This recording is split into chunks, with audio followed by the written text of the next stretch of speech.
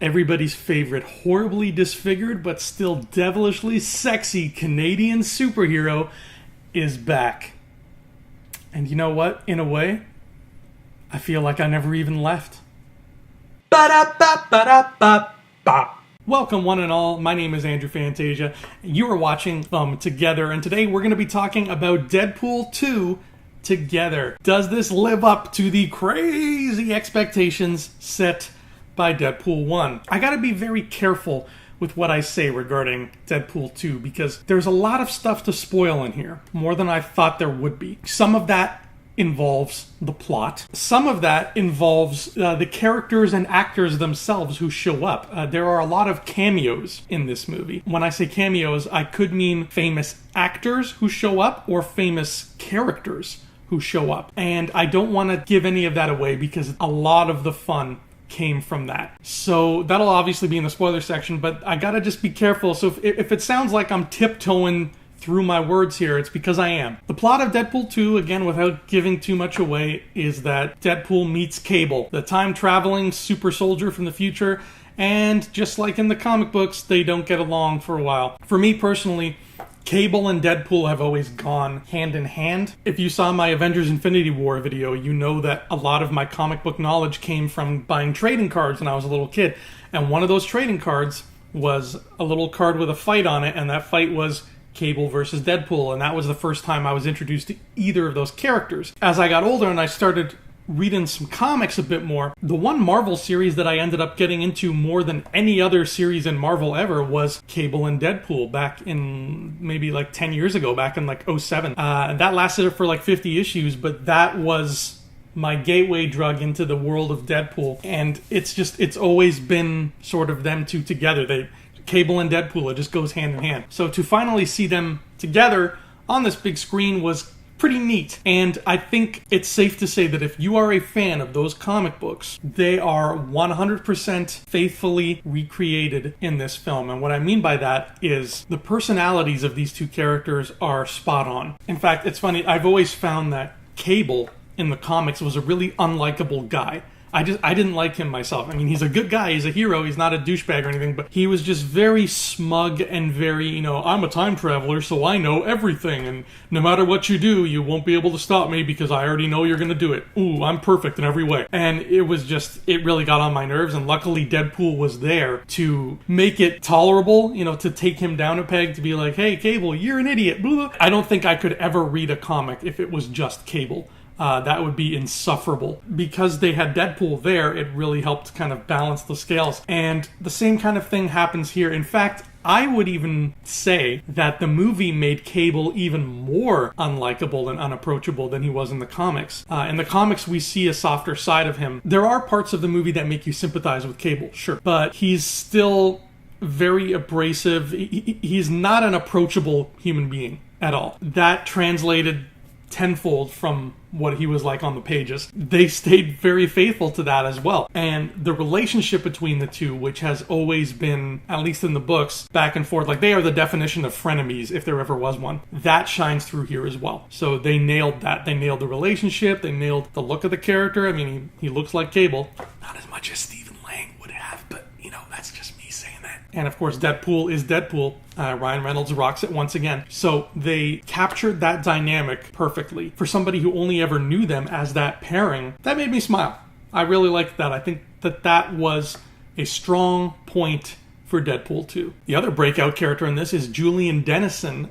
He's a New Zealand actor, and he plays this kid named Fire Fist. 10 guesses what his mutant power is. And if you've seen the trailer, again, I gotta be really careful what I say. If you've seen the trailer, you got the gist that Cable is going back in time to stop Fire Fist from doing something, because that something doesn't bode well for the future. And that's all I'm going to say on that matter. He is a much cooler character than I thought he was.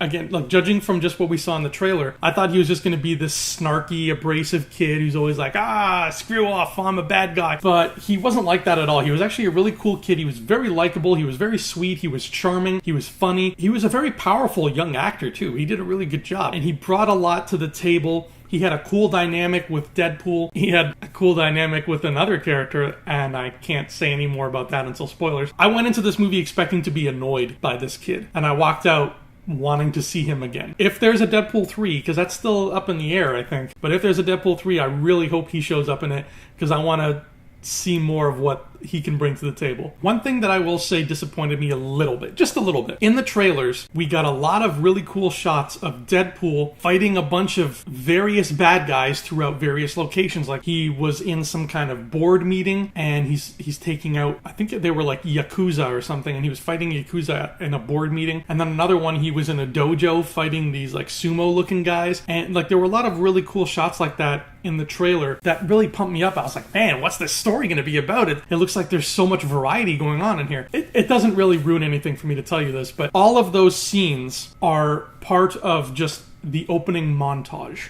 There's an opening montage of Deadpool going all around the world and fighting bad guys in different countries. And those really cool, varied, colorful scenes from that trailer that I liked so much were all from that. So the trailer tricked me into thinking that this movie was going to be, you know, this international romp with all these big epic fights in all these different locations. But really that was just a really quick, you know, one and a half minute montage. I was a little bit bummed by that because I was like, oh man, that sumo fight looked cool. That boardroom fight looked cool. But then it's all over in a flash, and then everything else is just very grounded and takes place all in New York. There's nothing wrong with that. It was just me, you know, I fooled myself looking at that trailer thinking, ooh, it's going to be like Dark Knight where he goes all over the world. It's like, no, it's not like that. But I'm sure a lot of people actually appreciate this. I'm sure people are happy that they didn't use their prior success as an excuse to become bloated. It still remained a small, intimate movie with that core group of characters. You know, they don't have all the X-Men jumping around and being part of the team now because Deadpool made $1,000,000. It's not that kind of $1,000,000. Grow up. It's not that kind of movie. So they kept it intimate and they kept it sort of on the same scale as the first one. As of right now, I couldn't say if I prefer the first or second movie. If you had a gun to my head, I would probably say I prefer part one. That's not a detriment to two. It's just because I haven't had a lot of time to let two process. I will say that Deadpool 2 is actually less funny than part one, but I don't mean that in a bad way. I'm not saying it in a way like, oh, I did not find their buffoonery amusing. That's not what I'm saying. I felt like it was a much darker tale that they told. Not serious, but just a much darker, more nihilistic story. There were a lot of laughs. Don't get me wrong. There are a lot of points in this movie where you're going to be cracking up. But the story it told was very heady and very gloomy. There's not a lot of room in there to chuckle at some of that stuff. So at the end of the day, it's a much more serious movie than Deadpool 1. But again, that's not a complaint. That's just an observation. And now it's time to leave this shallow pool and dive into the deep end that I call spoiler country, because there's a lot I gotta mention here. So if you've not seen this movie yet, you've been warned. We know from the trailers that the X-Force is part of this movie. And I wanted to save them for now because there's a bit more to say about them. Basically, they were great, but they were short-lived. The only X-Force character who sticks around as a mainstay is Domino, the character played by Zazie Beetz. And again, a quick sidebar, that is another great addition for me because she was a big deal in the comics. She was the on-again, off-again girlfriend of Cable, and I knew her, again, starting from trading cards, and then she appeared in the comics, and I'm like, oh, it's Domino. To see her with Cable and Deadpool was just, you know, me being like, it's finally happening. I finally got to see these characters all together in a neat little package. So her presence here was great. She did a fantastic job. She was really cool. I definitely want to see her come back because her power is a lot of fun. Obviously, we're in the spoiler section. I can talk about it. Her power is she's very lucky. And we get a great moment where Deadpool, you know, he's not buying it. He's like, that's a stupid power. I don't understand that. And that's not even cinematic. How do you show that? And as he's saying that, we get this great cinematic shot of Domino chasing after Cable. She makes it to him just out of sheer luck, just because happenstance puts things in her way that aid her and take things out of her way that would hinder her. It's just a lot of fun, and it's a testament to the screenwriters and to the director because they did exactly what Deadpool and a lot of the audience are saying by making the superpower luck actually very cinematic. In the same way that back in X-Men Days of Future Past, they took the character Quicksilver and they made the power of super speed very fun to watch on the big screen, because beforehand we were like, super speed, it seems kind of lame, he's just going to run a lot. But they found a way to make it very entertaining and very cinematic, and that very big, memorable Quicksilver sequence that we all know about. The same kind of thing, to a slightly lesser extent, happens here with Domino. We get the luck sequence where we just see Dom, and I think it's all done in one take, if I remember right. But Domino is just walking from one end of the street to another, and luck helps her get there. And that was one of my favorite action highlights of the whole film. And because it's Domino and she's one of these cool characters that I remember, I was like, yes, give me more of that. So I hope that happens again. As to the rest of the X-Force themselves, they were all a lot of fun. There was a great little scene where they're auditioning to be part of the X-Force. And if you're a Mystery Men fan, it's going to remind you a lot of the audition scene from Mystery Men. The characters we got were, again, more, C-list X-Men characters from those comics. And they came forth and we got to see them on the big screen, and it was fun. But the X-Force does not last long in this movie. That great scene we saw in the trailer where they're all about to parachute out of a plane, the characters keep warning us before that scene happens that in the weather report of that particular day, the weather called for high winds. So as the X-Force and Deadpool parachute out of this plane, the high winds get a hold of them, and one by one, it kills them all, except for Deadpool because he can't die, and for Domino because she's lucky. And that was freaking hilarious. That was one of the funniest parts of the movie, because you don't see it coming. You're like, oh man, the X-Force, yes, this is really cool. This is our introduction to them, and they're going to be a team, and they're going to move forward and be in more movies. And it's like, no, they're not. They are going to die. And they all died in very brutal ways, which made it even funnier. And there was one character called the Vanisher who was completely invisible. And the whole time you're like, is Vanisher even there? Like, what's going on? And they just kept playing with that joke. And you see, at one point you see like the parachute, and it's just floating in midair. And you're like, okay, so somebody invisible is there, and he is wearing that parachute. During the sequence, they're all falling, and you just see, again, this parachute attached to nobody, and it's falling too. And when Vanisher dies, we finally get a glimpse of him.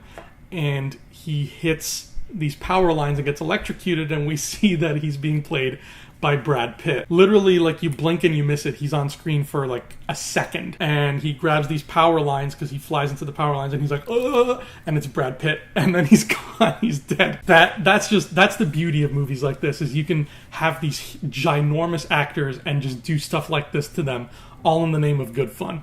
So that whole sequence was beautiful, and it was so much fun because you really don't see it coming. You assume that the X-Force is going to be the X-Force, and they get somebody like Terry Crews, who's not he's a household name. You expect somebody like Terry Crews to stick around. Meanwhile, he's the first guy to die when they parachute off the plane. And on the subject of cameos, there are more, because we see the X-Mansion again. Just like last time, Deadpool complains, why is this X-Mansion so empty? Where are all the popular X-Men? Where's the guy with the stupid angel wings? Let's get him, blah, blah, blah. As Deadpool is speaking, there is a moment where the camera cuts over to a spot just behind him where he can't see, and the full team of famous X-Men, you got like James McAvoy there, Professor X, you got the Beast, you got Cyclops, they're sitting in this room, and they're like, shit, Deadpool's right there.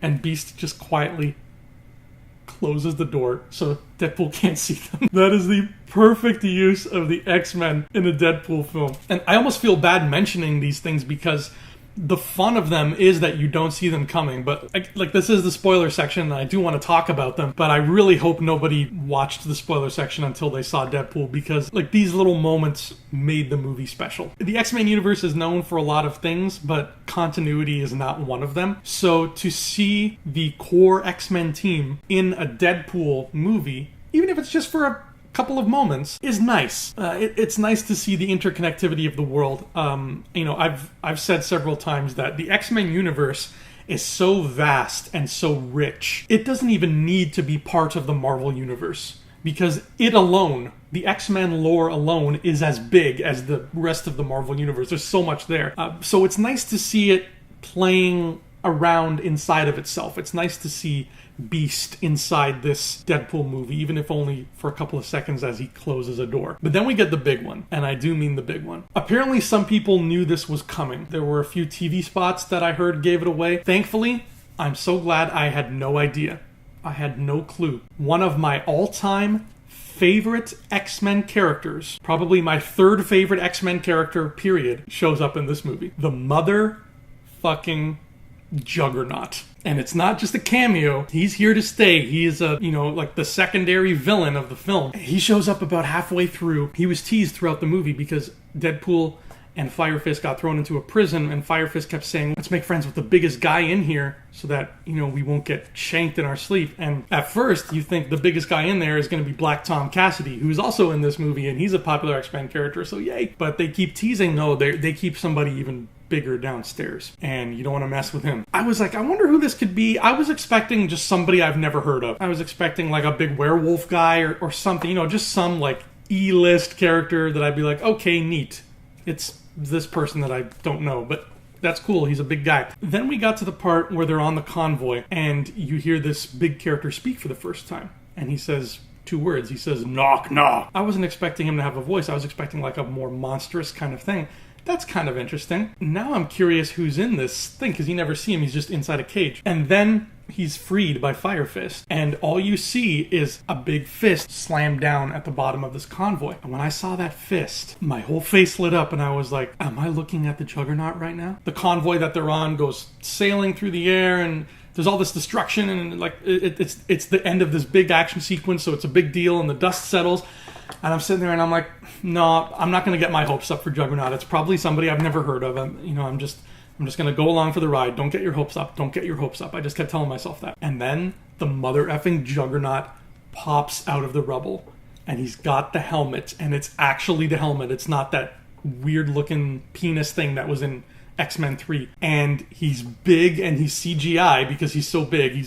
There's not a human being in there. It's like a cartoon, but it looks real. And he's got the voice and the posture and just the look and everything with the helmet was perfect. And I was like, yes, the Juggernaut. I can't tell you how happy I am that Juggernaut is in this movie and he's done right. There's a lot of parts of X-Men 3 where the less said about it, the better. And Juggernaut was unfortunately one of those parts. They did okay with him, but he was just underwhelming. And that character is so cool and he's so much fun. The portrayal by Vinnie Jones, as much as I like Vinnie Jones, the portrayal that he did in X-Men 3 it did not do justice to Juggernaut in the slightest. This movie did justice to Juggernaut.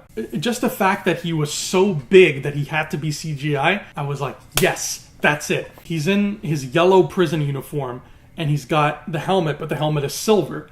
So I'm like, oh, I wonder if he's ever going to put on the red, the red and the brown, like from the comic, because that's the real Juggernaut. And he doesn't do that, but he does the next best thing because he's got this big yellow prison outfit on. It looks kind of awkward on him. So at one point during the fight, he rips off the sleeves of the outfit so he looks more like he does in the cartoon. And at that point, I was like massive erection in my seat. I was like, Juggernaut!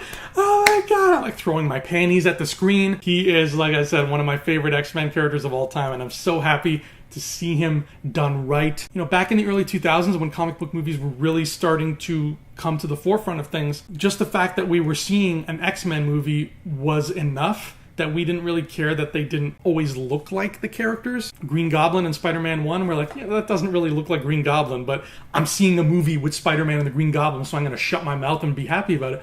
But now we've reached a point where the studios and the people behind them have such a love for these characters that it's not just like, here you go, be happy with what you have. Now it's like, we want to make this special for you. We want to make this look true to what you know. In the case of Juggernaut, because he is so iconic looking, I'm so happy that they didn't skimp out on him like they did back in X3, which was back in that old time period, and they really delivered on the look. There's that famous line from X-Men 1 where he says, what would you prefer, yellow spandex? And back then we thought, yeah, you know what, these black leather costumes are a lot cooler than yellow spandex, but now that we've gotten the candy-colored Marvel Cinematic Universe and those costumes have just popped and they look so beautiful on screen. Now I think we've reached a point where we're like, you know what? We're cool with yellow spandex if you want to throw that in. Just saying. So to have Juggernaut wearing not only his iconic helmet, even though it wasn't red, I'm okay with that. We can save that for the next time we see him. But to have him in the iconic helmet and then to have him rip the sleeves to get more of that old school classic Juggernaut look to him, that to me it represents everything that is beautiful about the current age of comic book film. Then of course there's the biggest spoiler of all. Deadpool's girlfriend Vanessa. He spent the whole first movie looking for her and trying to get her back. Well, in this movie, Vanessa gets killed very early on. In fact, I think it was before the opening credits. It was sad to see her go, but again, she was the driving force of the movie. She was what propelled Deadpool forward. She propelled Wade Wilson forward and gave his character a reason to exist in the movie, essentially. Otherwise, the movie would have just been him and her living happily in their apartment. Because of her death, he goes through like a really bleak, dark phase. He has to learn to love again and appreciate again, and that happens through the kid, through Fire Fist. So like I said, this movie is a lot more serious than Deadpool 1. There's a lot of dark shit going on here, and Vanessa's death is sort of the catalyst for all that, but it's the catalyst for the plot as well, and you couldn't have this movie without it. It's not just an extraneous death like Cyclops in X-Men 3. You could have still had the plot with Cable and with the boy, but Deadpool would not have had an arc, and I would rather Deadpool have an arc. Finally, there's the mid-credits scenes. For me, they were hands down the funniest part of the movie. Negasonic Teenage Warhead fixes Cable's time travel thingy and gives it to Deadpool, and Deadpool decides to use his new godlike time travel powers to right a few wrongs in his life. And one of the things he does is he undoes Vanessa's death. So we'll have to wait and see if she shows up, like if this, counts. But he saves her. But then he goes back further, and we get a great scene from X-Men Origins Wolverine where we see the old Deadpool, the shitty Deadpool that doesn't say anything.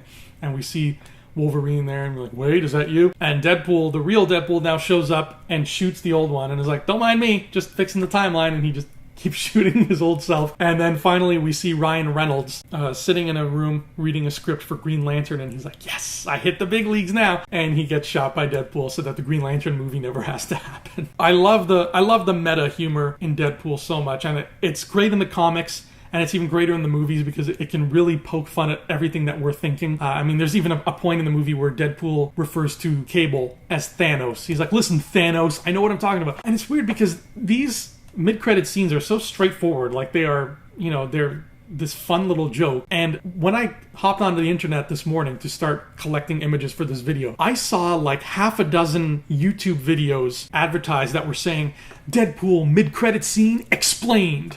The Deadpool mid-credit scene, fully explained. And I'm like, does this really warrant an explained video? I'm sure people can put two and two together and be like, oh yeah, there was a Green Lantern movie and they're making fun of it. Like, hello? Do you people really need things explained to you all the time? Like, really? I don't get it. And the thing is, those videos have like 65,000 views. So, I don't know.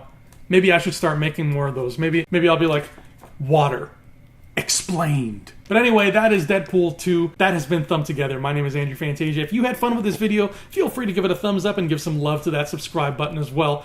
I'll see you here next time. Until then, adios. You see, water is a liquid, referred to on the periodic table of elements as H2O. It can also be a solid in the form of ice and a gas in the form of steam. This has been Water Explained. Now you know. This video will get 4 million views. Explained.